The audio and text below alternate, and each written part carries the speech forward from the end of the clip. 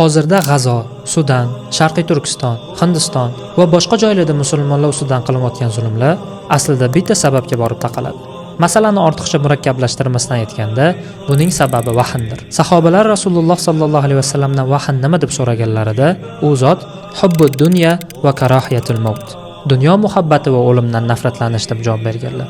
Har safar shu hadisni eshitganimda o'zimdan so'rayman. Men dunyoga haddan ziyod bog'lanib qolmadimmi? Va o'zimni aldamasdan, uzr qidirmasdan aytadigan bo'lsam, ha. Menda ham bu vahnning bir qismi bor. Dunyoni yaxshi ko'rish va o'limdan qo'rqish.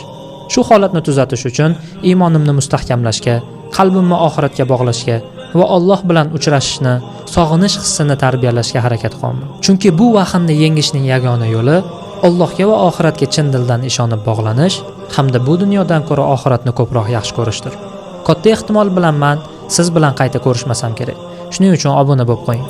Shunaqangi dolzarb mavzularga birgalikda javob qidiramiz.